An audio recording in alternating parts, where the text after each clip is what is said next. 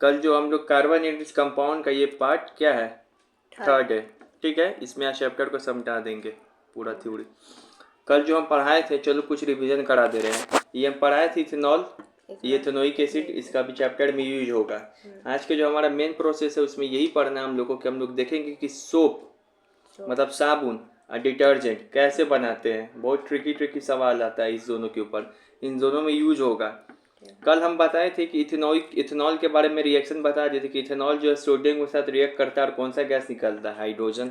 ये रिएक्शन पूरा याद है कि नहीं? थोड़ा और दिखाई पड़ रहा है, किधर आ जाओ। हाइड्रोजन गैस निकलेगा। फिर तुमको ये बताए थे डिहाइड्रेशन रिएक्शन। डिहाइड्रेशन मतलब कौन शुद्धर है? CONC H2SO4 वो शुद्धर है। वो क्या करेगा, ये इथेनॉल के साथ अगर रिएक्ट कर जाएगा इथेनॉल के साथ तो क्या कर देगा, उसमें से पानी निकल के उधर फेंक देगा, मतलब बाई प्रोडक्ट वाटर बनेगा। प्लस मेन प्रोडक्ट क्या बनेगा, इथीन। नहीं याद आ रहा कुछ? CH2 इथीन, ये याद हो गया। उसके बाद हम ये बताए थे स्टरीफिकेशन रिएक्शन में क्या बताए थे कि इथेनॉल इथेनोइक एसिड को आपस में मिला देंगे तो क्या बनता है, इथेनॉल इथेनोइक एसिड को आपस में मिलाएंगे तो ईस्टर बनेगा प्लस वाटर बनेगा, ठीक है। उसके बाद हम बताए थे कि देखिए जो आपका सोडियम के साथ या फिर CONC के साथ सिर्फ इथेनॉल रिएक्शन करता है, मतलब दारू। लेकिन एसिटिक एसिड यानी कि इथेनोइक एसिड ये ना ही सोडियम के साथ रिएक्ट करता है ना ही डिहाइड्रेशन प्रोसेस करता है, यानी कि CONC के साथ भी नहीं रिएक्ट करता है। तो यहाँ पे लिखा हुआ है नो रिएक्शन। उसके बाद हम बताए थे ईस्टर फॉर्मेशन में तो दोनों का रोल है, तो ये 3 रिएक्शन समझ गया। इसके बाद हम बताए थे कि रिएक्शन ऑफ जब सोडियम का ये अब देखेंगे इथेनोइक एसिड का रिएक्शन होता है दुओ, जहाँ एक किसके साथ, बेस के साथ, किसके साथ, बेस के साथ। देखो दिखा हुआ रिएक्शन विद बेस, और एक होता है reaction with carbonates and bicarbonate के साथ। इन दोनों के साथ इथेनॉल का नहीं होगा, यानी कि दारू का नहीं होगा, एसिटिक एसिड का होगा। किसके किसके साथ, बेस के साथ या फिर कार्बोनेट्स या बाइकार्बोनेट के साथ किसका रिएक्शन होता है, एसिटिक एसिड का, एसिटिक एसिड या फिर इथेनोइक एसिड, ठीक है। चलो दिखाते हैं। कल हम बताए थे कि इसको हम बढ़िया से बताएंगे, इस रिएक्शन को ऐसे ही देख लेना। चलो आज बता रहे हैं, यहीं से स्टार्ट होगा क्लास, ठीक है। तो नॉलेज क्या गेन कर रहे हो, क्योंकि यही रिपीट होगा। अब यहाँ पे देखो इथेनोइक एसिड का रिएक्शन देखेंगे आज। इथेनॉल का तो कल देख लिए थे। अच्छा बताओ कि इथेनोइक एसिड किसके किसके साथ रिएक्ट करता है, बेस के साथ और कार्बोनेट्स बाइकार्बोनेट्स के साथ। यहाँ पे हमने लिख भी दिया है, याद रहे कार्बोनेट्स और बेस के साथ केवल इथेनोइक एसिड रिएक्शन करता है, अभिक्रिया मतलब रिएक्शन, लेकिन इथेनॉल नहीं। दिमाग में काम रहेगा। तो देखो ये बेस है, हम यहाँ पे लिए इथेनोइक एसिड, बेस की जगह पे ले लिया NaOH। इथेनोइक एसिड का फॉर्मूला ये बाउंस हो रहा है CH3COOH। उसके बाद क्या बनाएगा, साल्ट, फिर क्या बनाएगा, वाटर। तो ये साल्ट है, क्या है, साल्ट है, और ये वाटर, नमक है CH3COONA। फिर हम बताए कि इथेनोइक एसिड किसके साथ रिएक्शन करता है, कार्बोनेट्स के साथ, and hydrogen bicarbonate, hydrogen carbonate को ही बोलते हैं हाइड्रोजन बाइकार्बोनेट।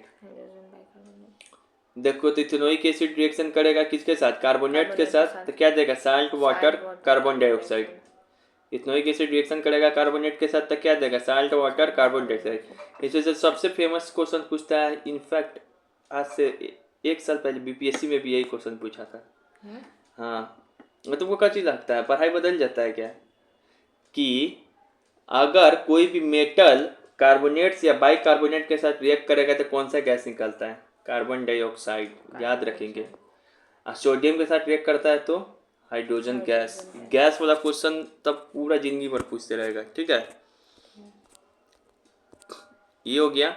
आज हम लोग समझ में आ गया ना, ये रिएक्शन समझ में आ गया ना कि कार्बोनेट्स के साथ किस तरीके से जो तुम्हारा इथेनोइक एसिड रिएक्शन करता है। क्या क्या देगा कार्बोनेट के साथ रिएक्शन करके, साल्ट वाटर कार्बन डाइऑक्साइड।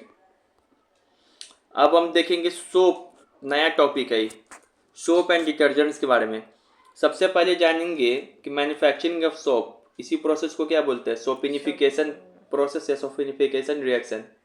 पढ़ाए थे ना मुझे, पढ़ाए थे कि नहीं पढ़ाए थे? सोप कैसे बनाते हैं, तो ये फॉर्मूला लिख के आ जाना। कैसे सोप बनाते हैं, तुम बोलना कि ईस्टर लेंगे, ईस्टर के साथ हम बेस मिलाएंगे, तो हमको मिल जाएगा सोप प्लस इथेनॉल। एक बाई प्रोडक्ट और भी बनता है ग्लिसरॉल।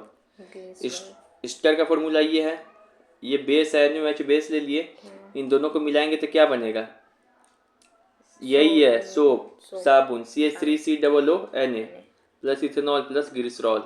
ये सोप का CH3COONA को क्या बोलते हैं, sodium salt of carboxylic acid. Salt ही बना वही सोप है, ठीक है, sodium salt of carboxylic acid, sodium salt of carboxylic acid. देखो सोप है, इसमें नहीं है सोडियम Na, सोडियम का साल्ट कार्बोक्सिलिक एसिड का जो सोडियम साल्ट है उसी को क्या बोलते हैं, सोप। ठीक है, सोप कैसे बनाते हैं याद रहेगा ना। हाँ। कैसे याद रहेगा, ईस्टर को मिलाते हैं बेस के साथ तो हमको मिलता है सोप प्लस दो वो चीज मिलता है, इथेनॉल है कि ग्लिसरॉल। फार्मूला CH3COO2H5NOS CH3COONO यही है सोप। इसी को बोलते हैं sodium salt of carboxylic acid plus ethanol मिलेगा प्लस ग्लिसरॉल। ग्लिसरॉल का काम क्या पता है, साबुन में झाग आता है, झाग झाग यही बनाता है, ग्लिसरॉल के कारण ही झाग बनता है साबुन में, ठीक है, फोम। अब यहाँ पे देखेंगे सोप का स्ट्रक्चर। तो सोप का दो तरीके का स्ट्रक्चर होता है, स्ट्रक्चर ऑफ सोप या डिटर्जेंट, दोनों का स्ट्रक्चर सेम होता है। बहुत ही BBI, बच्चा पागल हो जाता है टॉपिक में, ठीक है। तुमको इतना क्वेश्चन प्रैक्टिस कराएंगे अभी कि तुम पागल आ जाओगे, करके छोड़ दीजिए। अब ये देखो, ये इसे इसे इसे इसे दो हो रहता है। मान लो क्या ये सोप मॉलिक्यूल्स है, यहाँ से इसको हटाते हैं, ये ऐसे ऐसे करके ये देखो, इस सोप डिटर्जेंट दोनों का स्ट्रक्चर सेम होता है। इस सोप का एक मॉलिक्यूल है, क्या है, सोप या डिटर्जेंट का एक मॉलिक्यूल है। सोप में दो पार्ट होता है, सोप बोले डिटर्जेंट बात समझो अभी एक ये। सोप में दो पार्ट होता है, एक होता है हाइड्रोफोबिक पार्ट, हाइड्रोफोबिक पार्ट, जो सोप का टेल होगा उसको कहेंगे हाइड्रोफोबिक पार्ट, जो सोप का हेड होगा उसको कहेंगे हाइड्रोफिलिक पार्ट। फोबिक मतलब क्या होता है, कुछ इसका फोबिया, डरना। तो पानी इसको पसंद नहीं, पानी से डरता है ये वाला पार्ट सोप का। एक की किससे सॉल्यूबल रहेगा, ऑयल में। ऑयल मतलब क्या, ऑयल बोलेंगे या डर्ट बोलेंगे चैप्टर में, समझना एक ही है। कपड़ा गंदा होता है, उसको ऑयल बोलेंगे चैप्टर में, या फिर डर्ट्स, गंदगी, कीचड़, ठीक है, कीचड़ नहीं गंदगी, ठीक है। तो सोप में दो पार्ट होता है, हाइड्रोफोबिक पार्ट, एक हाइड्रोफिलिक पार्ट। हाइड्रोफोबिक पार्ट एक हाइड्रोफिलिक पार्ट। अब यहाँ पे याद रखना है कि जो हाइड्रोफोबिक पार्ट है ना, सोप में ये ऑयल जो मतलब डर्ट में यही पार्ट चिपकता है जाके, चिपकेगा तब ना निकलेगा गंदगी। ये सोप चिपकेगा उस डर्ट में तब ना, तो डर्ट में जो पार्ट चिपकता है या उसी को कहते हैं हाइड्रोफोबिक पार्ट। इस नाम है हाइड्रोफोबिक, यानी कि इसको पानी से डर लगता है। सोप का ये वाला जो पार्ट है पानी में नहीं घुलता है, किस में घुलता है, ऑयल में। और सोप का ये वाला जो पार्ट है आगे वाला हेड, वो किस में घुलता है, पानी में। तो सॉल्यूबल इन वाटर या फिर इंटरेक्ट्स विद वाटर, यही पानी में सॉल्यूबल है और यही इंटरेक्ट करेगा किसके साथ, वाटर के साथ। दिमाग काम कर रहा है, नहीं समझ में आया, फिर से समझा रहे। सोप का दो पार्ट, ऐसे ऐसे सोप है, सोप का दो पार्ट है, एक है इसका सोप का टेल, एक है सोप का हेड। सोप का जो टेल है उसको कहते हैं हाइड्रोफोबिक पार्ट, ये पानी में सॉल्यूबल नहीं है, ये डर्ट या फिर ऑयल में सॉल्यूबल है। सोप का जो हेड पार्ट है इसको कहेंगे हाइड्रोफोबिक पार्ट, ये जो है पानी में सॉल्यूबल है, यही पानी के साथ रिएक्शन करता है, ये पानी के साथ मतलब इंटरेक्ट करता है, ठीक है, समझ में आ गया। हाइड्रोफोबिक हाइड्रोफिलिक, पता कैसे चलेगा कि हाइड्रोफोबिक कौन है, हाइड्रोफिलिक? अरे तुमको पता कुछ नहीं करना है, सब पता चल जाएगा, क्वेश्चन सॉल्व होगा धीरे धीरे। तो यहाँ पे देखो, एक्सप्लेन द, क्वेश्चन यही पूछता है, explain the cleansing action of soap and detergent. Most BBI question, कईयों बार रिपीट हो चुका हुआ है। सोप या डिटर्जेंट कपड़ा कैसे साफ करता है, यही बोलना चाह रहा है। तो 3 पॉइंट में इसका आंसर देंगे। 3 पॉइंट लंबा, हाँ। पहले देखो, पहले हम समझा दे रहे हैं। देखो सोप में बताएं कि क्या होता है, ऐसे ऐसे रहता है। ये जो पार्ट कौन सा है, हाइड्रोफिलिक, और ये पार्ट हाइड्रोफोबिक। ये जो पार्ट है पानी के साथ इंटरेक्ट करेगा, पानी में सॉल्यूबल होगा, और ये पार्ट क्या करेगा, अपनी वो डर्ट को चिपकाएगा। इंटरेक्ट पानी के साथ कौन करता है, ये हाइड्रोफिलिक, और ये गंदगी के साथ, डर्ट के साथ या ऑयल के साथ इंटरेक्ट करेगा, चिपका लिया। उसके तरह ये मान लो कि जैसे डर्ट ऑयल है, या देखो डर्ट या फिर ऑयल, ऐसे फिगर बना देना गोल करके। देखो इस सोप का कौन वाला पार्ट चिपका हुआ है, हाइड्रोफोबिक की हाइड्रोफिलिक? हाइड्रोफोबिक चिपका हुआ है। हाइड्रोफोबिक। सोप का कौन वाला पार्ट चिपका हुआ है? हाइड्रोफोबिक। Hydrophobic phobic. पार्ट चिपका हुआ है किससे? डेड ऑयल से। ओ डर्ट या फिर ऑयल से, ठीक है ना। ये कौन सा पार्ट है, ये वाला गोल गोल? वो हाइड्रोफिलिक। ये पानी से जाके इंटरेक्ट करेगा, ठीक है। ठीक है। अब उसके बाद ये अपने साथ, ये सोप है ना, अपने साथ किसको चिपका लेगा? डर्ट को, अपना टेल वाला पूंछ वाला पार्ट से। ऐसे ऐसा बहुत सारा चिपका लेगा, सब सोप आ जाएगा, ऐसे ऐसे चिपका लेगा सोप का मॉलिक्यूल। तो ऐसे ऐसे एक स्ट्रक्चर बनेगा, इसी को बोलते हैं मिसल्स। झाग जो होता है ना, उसी को बोलते हैं मिसल्स। मिसल्स अभी तो आप बोल रहे थे ग्लाइसरॉल। वो ग्लिसरॉल के कारण बनता है, हम समझ रहे हैं, लेकिन बोलते हैं उसको थोड़ी ना, ग्लिसरॉल को थोड़ी ना मिसल्स बोलते हैं। ये मिसल्स, ये चमकीला टाइप का नहीं दिखता है जो पानी में है, यही है मिसल्स, ठीक है ना। मिसल्स बनाएगा, और इसी कारण क्या होगा, ये सब मिसल्स बहुत सारा बनेगा, जिस कारण अब क्या होगा, हमारा जो डर्ट पार्टिकल है रिमूव हो जाएगा। इतना कुछ नहीं समझ में आ रहा है साइंटिफिक वर्ड, तब ठेठ हिंदी में समझा रही है। देखो ये गंदगी, इसको हटाना है, इसको हटाना है। सोप क्या हुआ, सोप क्या हुआ, सोप का तुम बताया हाइड्रोफिलिक हाइड्रोफोबिक। तो ये क्या है, सोप का हाइड्रोफिलिक, पानी से जाके पानी के साथ चिपका हुआ रहेगा, पानी के साथ चिपका हुआ रहेगा। अब ये वाला पार्ट क्या करेगा, इसमें से आएगा, क्या कहे, चल तुमको पानी के सहारे में बाहर निकाल देंगे। ये क्या करेगा, जाके चिपक जाएगा, ये सब क्या करेगा, चिपक जाएगा। पानी, ये कहेगा चल पानी के सहारे निकाल देंगे तुमको, चल चल चल चल चल। अब उसके बाद इसको क्या करेगा, निकालना है। तो ये तब पानी के साथ इंटरेक्ट कर रहा है, जैसे जैसे पानी हमारे कपड़ा से उतरेगा, ये पार्ट भागते चला जाएगा, सोप पानी के साथ भागते चला जाएगा कि नहीं। ये छोड़ेगा थोड़ी, ये भाग रहा है तो ये भी चलते रहेगा। अरे रेलगाड़ी में आगे वाला डिब्बा चलता है, पीछे वाला नहीं चलता है, तब पीछे वाला डिब्बा समझ जाओ कि ये गंदगी को उठा के चल रहा है, ठीक है। तो इसको लेके चल देगा, भगा देगा, तो सही साफ हो जाएगा। अब इसको देखो लिखेंगे कैसे, soap molecules have hydrophobic end and hydrophobic end and hydrophilic tail। बात सही है। सोप का पूछे कैसे साफ करेगा डिटर्जेंट, दोनों सेम एक्शन पे काम करेगा। ये ऐसे बना देना, लिख के ये लाइन ऐसे बना देना, बनाने की देखिए, ये जो हाइड्रोफोबिक पार्ट है ये हाइड्रोफिलिक टेल है, ठीक है, समझा दिए एग्जामिनर को। सेकेंड पॉइंट लिखेंगे, most dirt is oily in nature. अधिकांश जो डर्ट होता है, गंदगी कैसा नेचर में रहता है, ऑयली नेचर में। एंड हाइड्रोफोबिक इन अट्रैक्ट, अधिकांश के उसके बाद क्या करेगा, डर्ट को कौन सा ये अट्रैक्ट करेगा, hydrophobic. And hydrophilic in will interact with water. लिख रहे ना, देखो हाइड्रोफिलिक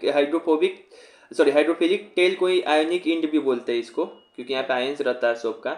ये सॉल्युबल इन वाटर है, इंटरैक्ट भी वाटर होगा। इस फेनोमेना के कारण किसका फॉर्म होगा, due to this phenomena formation of radial structure, या इसी का फॉर्म होगा, जिसको क्या बोलते हैं, मिसेल्स। ऐसा बना देगा मिसेल्स। यहाँ पे देखो लिखा हुआ है, ये भी डायग्राम बनाना। उसके बाद एक इमल्सन फॉर्म होगा सोप मॉलिक्यूल्स का, ऐसे ऐसा बहुत सारा फॉर्म हो जाएगा, तो इमल्सन फॉर्म होगा। इसके कारण क्या होगा कि क्लॉथ हमारा रिमूव कर देगा अदर पार्टिकल्स से। कितना इजी है, 3 पार्ट में बताया हम आंसर को, कि पहले तो बताया जी कि सोप के पास या डिटर्जेंट के पास हाइड्रोफिलिक हाइड्रोफोबिक होता है। दूसरा पार्ट में बताया कि हम लोग की हाइड्रोफोबिक टेल, हाइड्रोफिलिक हेड का क्या क्या काम है। एक डर्ट को चिपकाएगा अपनी, और एक पानी में जाके सॉल्युबल हो जाएगा। उसके बाद उसी में बता दिए कि ऐसा करते करते एक मिसल्स बना लेगा। तीसरा पार्ट में फिर हमने बताया इस कारण क्लॉथ साफ हो जाएगा इमल्सन बन के, ठीक है ना। कितना इजी है, हैं? इसका आंसर बहुत अटपट दिया रहता है, अपनी तरफ से लिखा गया है, कितना इजी कर करके, समझे। अब चलो, अब हम लोग दूसरा क्वेश्चन की ओर बढ़ते हैं। एक आता है, टॉपिक समझना होगा वाटर के बारे में। वाटर 2 प्रकार का होता है, एक सॉफ्ट वाटर, एक हार्ड वाटर। एक हार्ड वाटर, सॉफ्ट वाटर कैची से मिलके बना रहेगा, तो पानी तो रहेगा ही, प्लस उसमें सोडियम कैल्शियम, वाटर में बहुत सारा आयंस होता है ना, कैल्शियम मैग्नीशियम, एकदम शुद्ध पानी हो जाएगा। डिस्टिल्ड वाटर जो हम लोग रखते हैं, हाँ, उसमें आयंस नहीं रहता, लेकिन इसमें आयंस होता है, इसी कारण हम लोग इसको पीते हैं, ठीक है। तो ये वाटर रहेगा प्लस सोडियम कैल्शियम मैग्नीशियम रहेगा उसके अंदर, सॉफ्ट वाटर में। लेकिन हार्ड वाटर में क्या रहता है, हार्ड वाटर में क्या रहेगा, वाटर प्लस कैल्शियम या फिर मैग्नीशियम, ठीक है। कैल्शियम या मैग्नीशियम। देखो ये थोड़ा अटपटा है लेकिन समझना होगा। जो तुम्हारा हार्ड वाटर है ना वो भी दो तरीके का होता है आपस में। ठीक है। एक पानी में हार्डनेस दो तरीके का होता है, एक होता है कि परमानेंट हार्डनेस, ठीक है। एक होता है टेम्पोररी हार्डनेस। टेम्पोररी हार्ड है, कुछ देर बाद अपने सॉफ्ट हो जाएगा। एक होता है परमानेंट, जब तक उसको नहीं करोगे कुछ बढ़िया तरीके से उपाय तब तक वो सॉफ्ट नहीं होगा। ये किस लिए समझाया जा रहा है, आगे समझ में आएगा। तो देखो सबसे पहली बात समझो कि हार्ड वाटर भी दो तरीके का है, एक टेम्पोररी, एक परमानेंट। परमानेंट। तो पूछता है कि टेम्पोररी हार्डनेस क्यों होता है पानी में, तो बोलना कि पानी कैल्शियम अब मैग्नीशियम का बाइकार्बोनेट्स के कारण क्या रहता है, टेम्पररी रहता है। टेम्पोररी हार्डनेस पानी का। और जो क्लोराइड या सल्फेट, कैल्शियम और मैग्नीशियम का जो क्लोराइड और सल्फेट्स के कारण होता है वो परमानेंट हार्डनेस होता अभी लग रहा है ना बहुत हार्ड, सब याद हो जाएगा धीरे धीरे, पहले एकदम ध्यान से सुनते रहेंगे हम है। ये लोग, हाथ से पता कैसे चलेगा कि कौन सा हार्ड है कौन सा? सब पता चल जाएगा,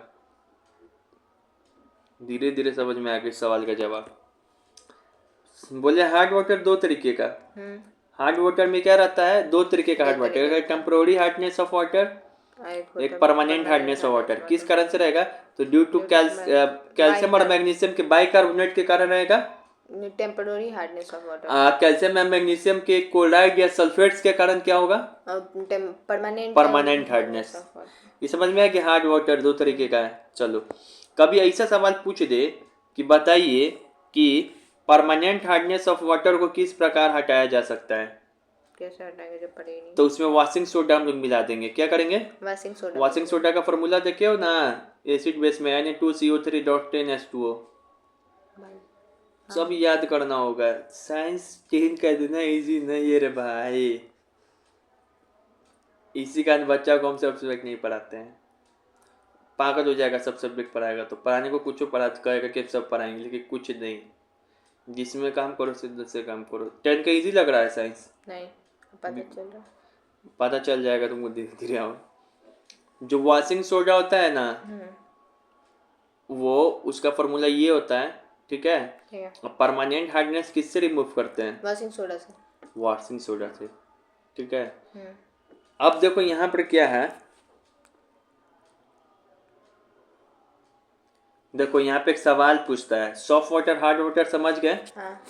अगर फिर से बिना देखे बता रहे हैं कि सॉफ्ट वाटर जो होगा वो किस कारण, क्या क्या रहता है उसमें, पानी रहेगा, प्लस सोडियम रहेगा, प्लस कैल्शियम, प्लस मैग्नीशियम रहेगा।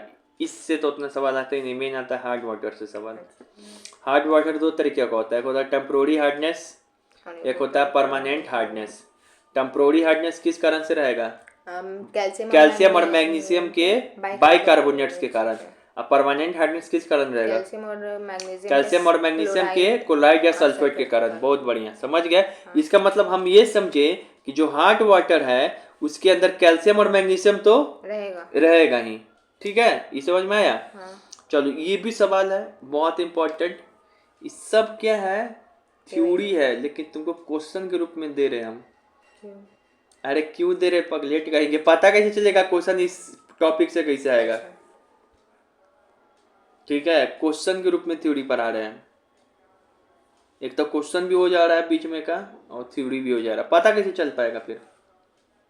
यहाँ से ये पूछता है, अभी हम लोग क्या पढ़े हैं इससे पहले वाले समझ में, सोप और डिटर्जेंट किस तरीके से गंदगी को साफ करता है, क्लीजिंग एक्शन। यहाँ पे क्या पढ़ेंगे, क्वेश्चन पढ़ो, Why are detergents more effective than soap in hard water?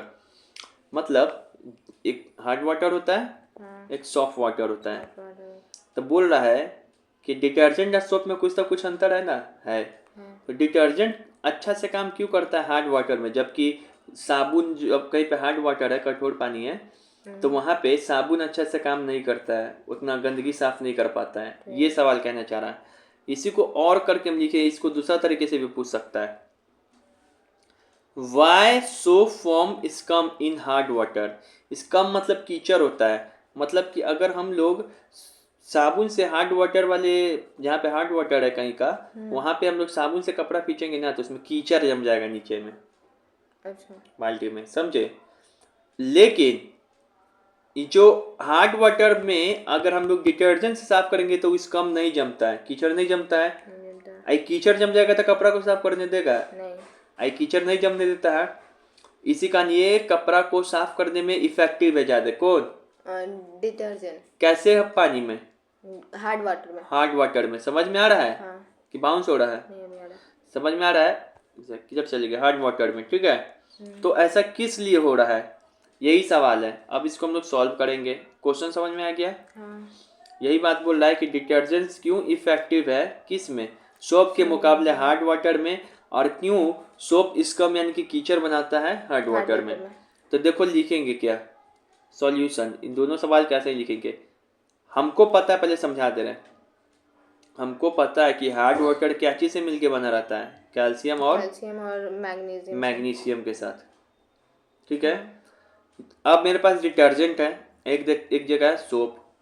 Detergent hard water में एक कैल्शियम और मैग्नीशियम से रिएक्ट ही नहीं करता है। हार्ड वाटर के अंदर जो मौजूद है कैल्शियम और मैग्नीशियम, ये रिएक्ट ही नहीं करता है, कोई वैल्यू ही नहीं देगा। जिस कारण स्कम बना नहीं पाएगा, मतलब कीचड़ बना नहीं पाएगा, पर्सिपिटेट नहीं हो पाएगा कीचड़ नीचे। लेकिन जो सोप है ये चुदरा कैल्शियम और मैग्नीशियम से रिएक्ट कर लेगा, आपस में दोस्ती कर देगा, साठ गांठ कर देगा दोस्ती करके। अब वही स्कम का फॉर्मेशन बना देगा, मतलब कीचड़ बना देगा। कीचड़ बना देगा तो पर्सिपिटेट हो जाएगा, जिसका सोप का क्लीजिंग एक्शन क्या होगा? कम होगा। तुमको भेजा गया सोप, यहाँ पे देखो, इसको कहानी से बताते हैं। ये है कैल्शियम और ये मैग्नीशियम, ये है डिटर्जेंट, ये है सोप। इसको भेजा गया है कि तुम जाके साफ ना करो, हैं? ये जाके दोस्ती क्यों कर ले रहा है इससे? तुमको इससे रिएक्शन करने के लिए थोड़ी ना भेजा गया, साफ सफाई ना करने के लिए भेजा गया। ये जाके इससे रिएक्शन कर लेता है, ये रिएक्शन नहीं करता है, इसको कोई वैल्यू नहीं कर, ये जाके दोस्ती कर ले रहा है। तो गंदे लोग के साथ दोस्ती करोगे तो गंदा हो जाओगे, यही बात है। अब इसका लिखेंगे कैसे? यहाँ पे देखो, the magnesium and calcium salt present in hard water. हमको पता है कि हार्ड वाटर में कैल्शियम और मैग्नीशियम साल्ट रहता है। इन हार्ड वाटर, हाँ, कैल्शियम और मैग्नीशियम का साल्ट वही ना, कैल्शियम एंड मैग्नीशियम प्रेजेंट रहता है, साल्ट नहीं। कैल्शियम और magnesium present in hard water. वो किसके साथ रिएक्ट कर जाता है? सोप मॉलिक्यूल्स के साथ। सो दे फॉर्म इनसॉल्यूबल पर्सिपिटेट। इनसॉल्यूबल मतलब जो पानी में घुलता नहीं है, पर्सिपिटेट मतलब जो नीचे में जाके बैठ जाए। वो जाके रिएक्ट कर जाएगा कैल्शियम और मैग्नीशियम के साथ जो हार्ड वाटर में रहेगा। इस कारण सोप मॉलिक्यूल्स के, सो दे फॉर्म इनसॉल्यूबल पर्सिपिटेट प्रोडक्ट, जिसको स्कम कहते हैं। और this scum prevent cleansing action of soap. ये स्कम क्या करेगा? सोप के क्लीजिंग एक्शन को प्रभावित करेगा, साफ करने की क्षमता को। बट डिटर्जेंट के साथ क्या होता है? But detergent do not react with hard water, यही यानी कैल्शियम और magnesium. So detergent do not form scum. वो रिएक्ट नहीं करेगा इस हार्ड वाटर के साथ कैल्शियम और मैग्नीशियम के, ना ही पर्सिपिटेट फॉर्म होगा, ना स्कम बनेगा। जबकि सोप क्या करेगा कि कैल्शियम और मैग्नीशियम के साथ रिएक्ट कर जाएगा और स्कम का फॉर्मेशन कर देगा। इसी कारण सोप का जो क्लीजिंग एक्शन है वो क्या होगा? प्रभावित होगा और कपड़ा साफ नहीं हो पाएगा। कितना इजी आंसर है ना, टफ बात का। भाई अपने तरफ से हाथ से लिख के बनाया जाता है, ये सबका भी आंसर है नेट पे, यूट्यूब पर भी है, सब जगह है। लेकिन मेरा आंसर से मिला देना। एक एक लाइन कोई नहीं बताएगा कि क्यों लिखा जा रहा है, क्यों इसका आंसर ऐसे है, इतने हार्ड क्वेश्चन का, ठीक है। याद रखना इस बात को। अब देखेंगे, अरे देखो, अब हम लोग जानेंगे सोप और डिटर्जेंट के बीच में अंतर। कुछ कुछ अंतर तो पता चल ही गया होगा, दिमाग लगाओ तो सोप और डिटर्जेंट के बीच में क्या एक अंतर बताएं। सॉफ्ट वाटर और हार्ड वाटर का। सोप जो है हार्ड वाटर में अच्छे तरीके से काम नहीं करेगा और सॉफ्ट वाटर में ये काम अच्छे तरीके से करेगा। डिटर्जेंट उसका opposite, soft water hard water दोनों में करता है। इसी तरीके से बहुत सारा डिफरेंस है, ठीक है। यहाँ से डायरेक्ट एक तो क्वेश्चन आएगा कि सोप और डिटर्जेंट के बीच में डिफरेंस बताइए, या फिर ऐसे भी क्वेश्चन आएगा कि बताइए सोप के बारे में क्या क्या क्वालिटी है, एक लाइन से लिख देना उसका। डिटर्जेंट के बारे में सोप का फार्मूला क्या है, डिटर्जेंट का फार्मूला क्या है, ठीक है। सोप बायोडिग्रेडेबल है कि नहीं है, धीरे धीरे सब पता चलेगा। जैसे कि यहाँ पर एक दिया हुआ एस्पेक्ट, यहाँ पे देखो क्या पढ़ने वाले हैं, सोप और डिटर्जेंट के बीच में अंतर। यहाँ पे दिया एस्पेक्ट मतलब आधार क्या है, यहाँ पे दिया है एक जगह सोप और एक डिटर्जेंट।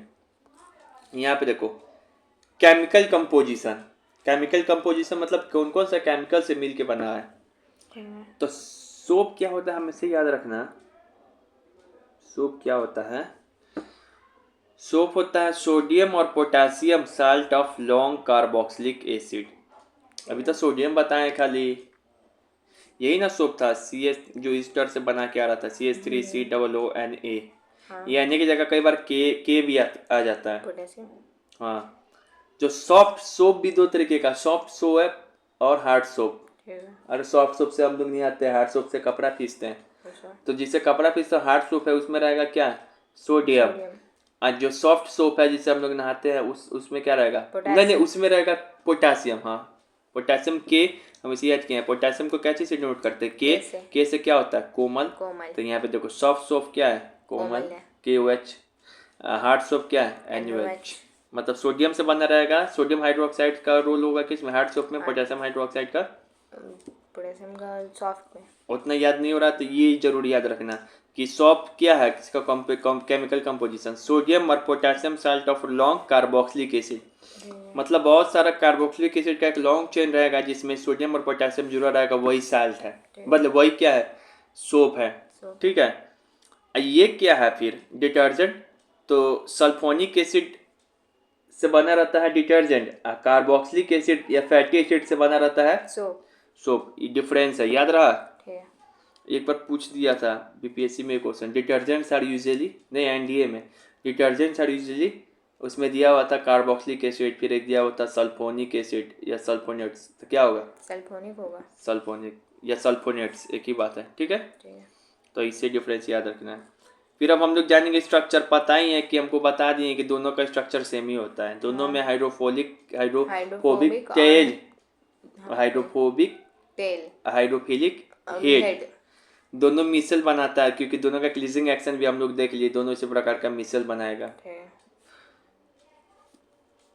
इफेक्टिवनेस इन वाटर, जो हार्ड वाटर में इसको हम बनाएगा, इसी का ये प्रिवेंट करेगा इसके क्लीजिंग एक्शन को, प्रिवेंट मतलब रोकना, और ये अच्छा वर्क करता है। इसका फॉर्मूला क्या जनरली, तो ये है, याद नहीं, एक बार नजर में होना चाहिए। कैसे पकड़ेंगे कि डिटर्जेंट का फॉर्मूला है कि सोप का, N और K से, प्लस ये देखो COO कार्बोक्सिलिक एसिड का पहचान है, इसका कैसे पकड़ेंगे, तो यहाँ देखो S लास्ट में लग रहा है। हाँ। ये सल्फेट हो गया, तो क्या है, डिटर्जेंट।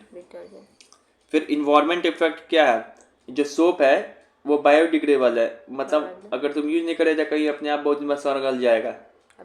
हाँ, अरे रख दो कहीं पे बाहर में, ठीक है।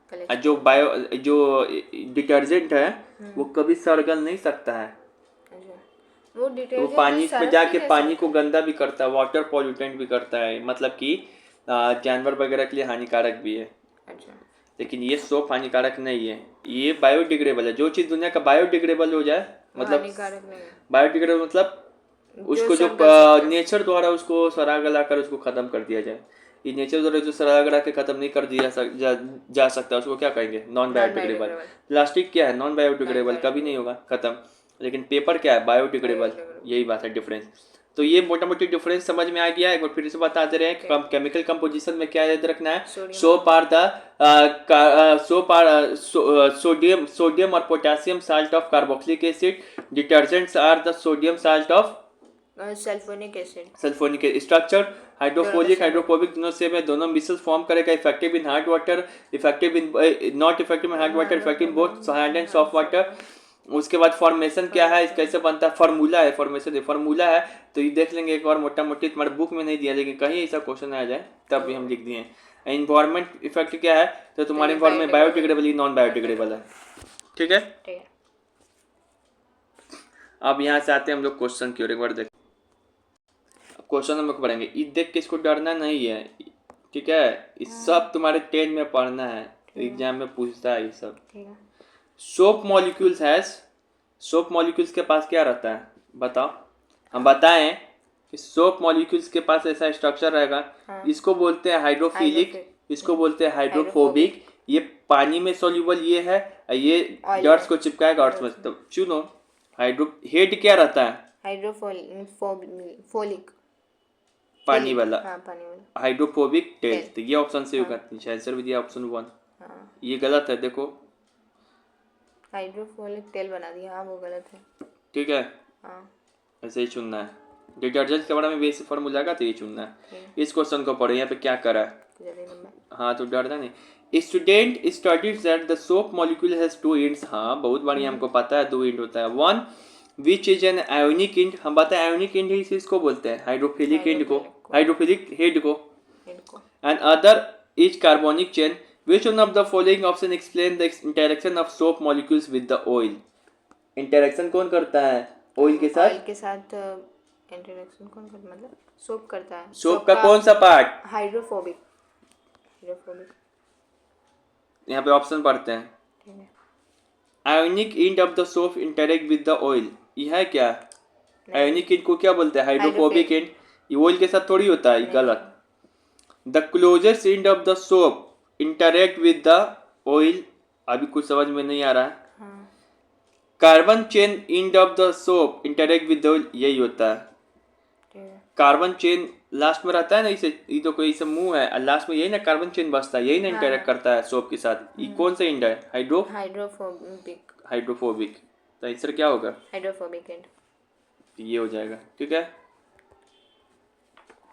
अब यहाँ पे देखो, कौन सा स्टेटमेंट है? The soap molecules form structure called micelles. सही बात है, सोप भी बनाएगा। ये मिसल्स क्या होता है? ये डॉट बीच में रहता है, झाग। मिसल्स का भी स्ट्रक्चर अगर बनाएंगे तो बना देना, ऐसे ऐसे करना। सोप का इवल ऐसे से बना देना, ऐसे ऐसे करे, बहुत सारा यही है। बीच में डॉट को चिपका रहता है। The soap molecules can not scatter light, ऐसा हो सकता है? नहीं। ये जो चमकता है ना, लाइट जब पड़ोगे तो रिफ्रैक्शन ऑफ लाइट होता है, स्कैटरिंग ऑफ लाइट होता है, रिफ्लेक्शन। ये चमकता क्यों है? रिफ्रैक्शन ऑफ लाइट, स्कैटर के कारण। रिफ्लेक्शन रिफ्रैक्शन नहीं। मिसल्स जो है नहीं चमकता है व्हाइट कलर का, देखोगे कभी बुलबुला, तो चमकता है, उसमें स्कैटर ऑफ लाइट होता है, याद रखना। उसमें रिफ्लेक्शन रिफ्रैक्शन नहीं होता है। क्या होता है उसमें? स्कैटर ऑफ लाइट होता है। तो ये ऑप्शन क्या हो जाएगा? सही होगा, गलत होगा। कैन नॉट लिख रहा है। अच्छा।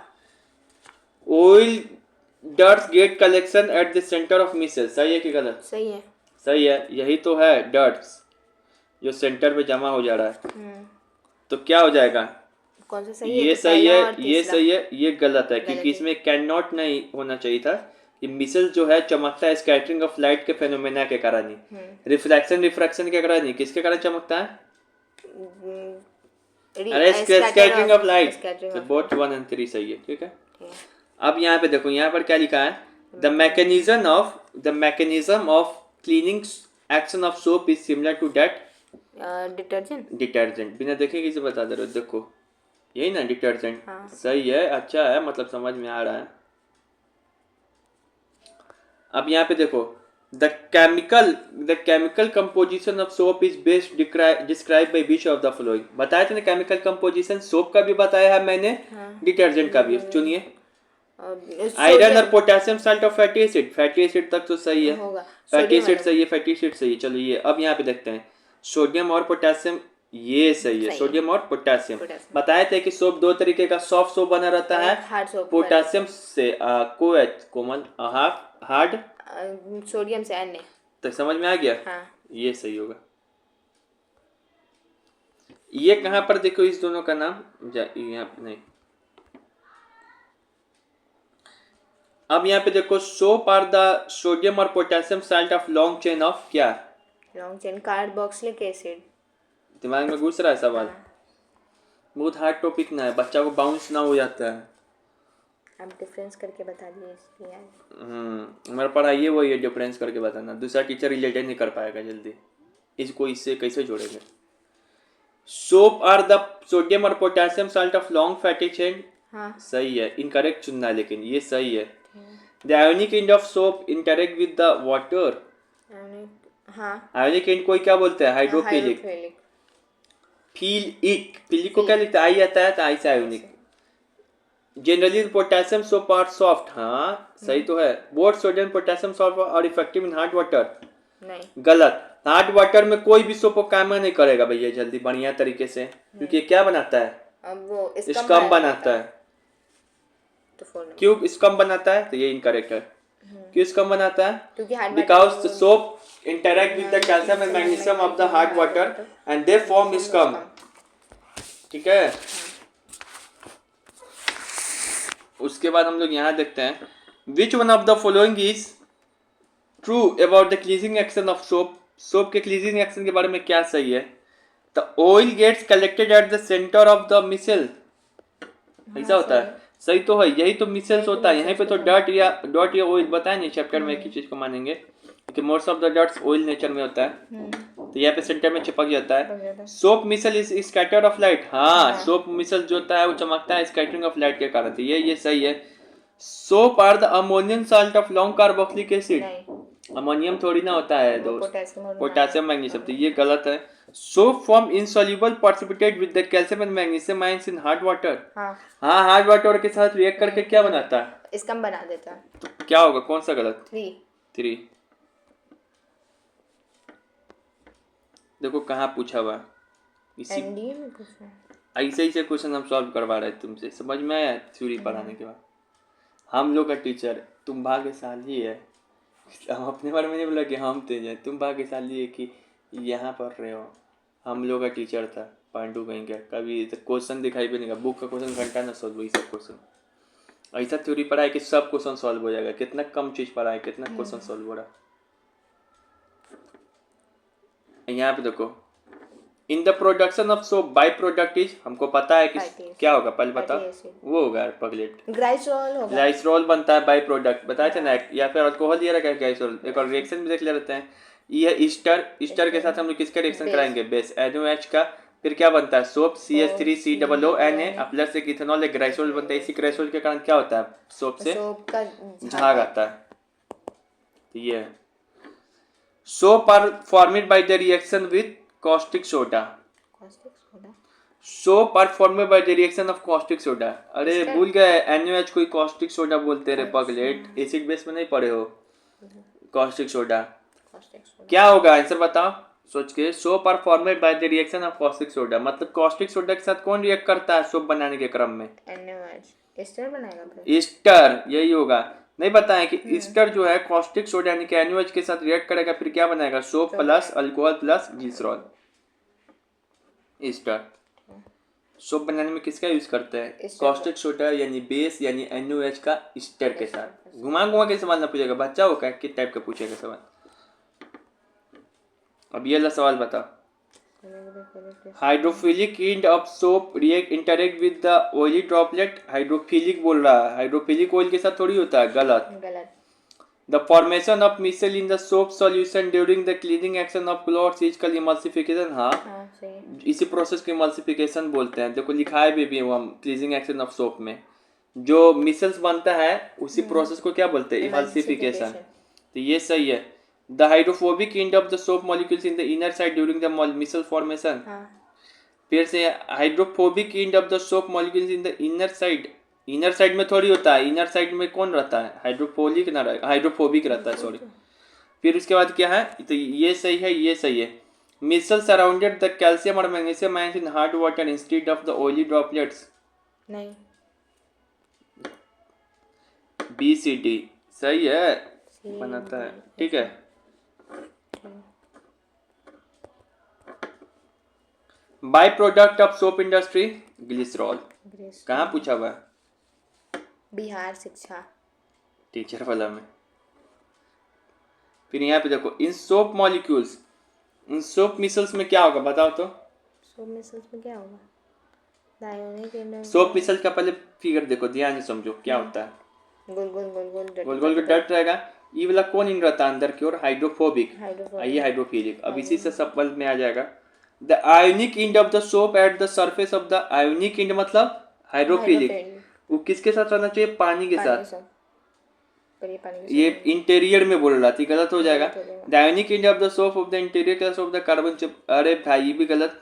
बोथ आयोनिक एंड, बोथ कैसे हो जाएगा? कोई एक एंड ना रहता है कहीं पे, नहीं। इसका आंसर क्या चाहिए एक बार? हाँ, आयोनिक एंड ही तो रहता है, वन सही तो है। आयोनिक एंड को क्या बोलते हैं? हाइड्रोफिलिक। और यही तो पानी के साथ रहता है with the surface of cluster. Cluster मतलब पानी, हाँ पानी मतलब पानी के सरफेस पे रहता है। बाय द कार्बोनिक चेन मतलब क्या होता है बताए थे? कार्बोनिक चेन मतलब हाइड्रो। देखो दो चीज है यहाँ पे, बच्चा को कंफ्यूजन करता है टफ बनाने के लिए। एक है हाइड्रो फोबिक, एक है हाइड्रोफिलिक। हाइड्रोफोबिक को क्या बोलते हैं? अलग नाम क्या है? Ionic and. इसको क्या बोलते हैं? कार्बोक्सिलिक कार्बन चैन। ठीक है, अब कंफ्यूजन नहीं होगा। तो देखो आयोनिक एंड को क्या बोलते हैं? Hydrophobic, hydrophilic. और कहाँ रहना चाहिए? सरफेस पे रहता है पानी के। लेकिन जो कार्बन चैन को क्या बोलते हैं? हाइड्रोफिलिक। वो इंटीरियर में रहता है, यही ना रहा, इंटीरियर में नहीं, यही पूरा दिमाग में बैठ गया होगा, ये तुम्हारे लिए सवाल नहीं है।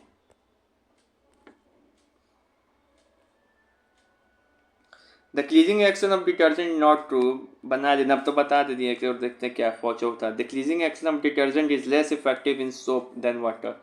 गलत बात, यही तो गलत बात बोल रहा है कि नहीं बोल रहा है? हार्ड वाटर में कहीं इसका कम है डिटर्जेंट का, हार्ड वाटर में तो बढ़िया से काम करता है, सोप में गलत काम करता है। What is the domination of chemical present in detergent powder?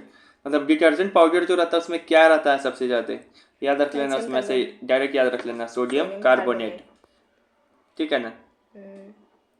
ये बताओ ये क्या है? What is the chemical reaction that occurs when the fat or oils combined with the strong alkali such as hydroxide to make soap? इस process को क्या बोलते हैं? सोपोनिफिकेशन। अरे भाई वही तो घुमा घुमा के बोल रहा है। फैटी एसिड मतलब क्या? ईस्टर कोई फैटी एसिड कार्बोक्सिलिक एसिड से बना रहता है ईस्टर। अब वो रिएक्ट करता है बेस से, अल्कली को ही बेस बोलते हैं। वैसे अल्कली जो मेटल नॉन मेटल पढ़ाएंगे कि जो बेस जो पानी में घुलनशील हो जाए, सॉल्युबल हो जाए, उसको अल्कली बोलते हैं। सोडियम हाइड्रोक्साइड, सब थोड़ा पकड़ लेना है क्या क्या लिखा है। टू मेक सोप तो क्या बनाता है? सोपनिफिकेशन। अब बता, which of the following is an example of soap? Soap का कौन एग्जांपल होगा? 3 नंबर होगा। 3 नंबर बोले, मोटा मोटी याद रखना, बहुत लंबा चौड़ा होता है एग्जांपल। ठीक है ना? ठीक है। ईस्टर का क्या फॉर्मूला था बता तो? CH3COO-C2H5। ये ईस्टर हो गया। एक सेकेंड, एक लाइन से फॉर्मूला रिवीजन करो। ईस्टर का क्या फॉर्मूला होता है? CH3COO-C2H5। ये बताओ फिर से, इसका क्या फॉर्मूला होता है? इथेनॉल का C2H5OH। फिर बताओ कि इथेनोइक एसिड का क्या होता है? इथेनोइक एसिड बोलो। बता दे। CH3OOH क्या होता है बताओ? चलो ये बताओ, यहाँ पे बोल रहा है कि टेम्पोररी हार्डनेस ऑफ वाटर किसके कारण होगा? बताया था कि हार्ड वाटर का जो हार्डनेस है 2 तरीके से होता है, टेम्पोररी एक परमानेंट। टेम्पोररी जो होता है किसके कारण? बाइकार्बोनेट, कैल्शियम और मैग्नीशियम के बाइकार्बोनेट के कारण होगा तुमको टेम्पोररी। या परमानेंट क्लोराइड और सल्फेट के कारण होगा। ऐसे याद कर लो। देखो टेम्पोररी को याद करेंगे TB, हार्डनेस को याद करेंगे, परमानेंट हार्डनेस को याद करेंगे PCS। T से हो जाएगा क्या? Temporary hardness. P से बाइकार्बोनेट। P से हो जाएगा परमानेंट हार्डनेस। C से हो जाएगा क्लोराइड या सल्फेट के कारण। ठीक है, TB PCS। देखो ट्रिक भी लिख दिए, TB ऐसा पकड़ लो। Carbonates and bicarbonates of calcium magnesium, है कि नहीं?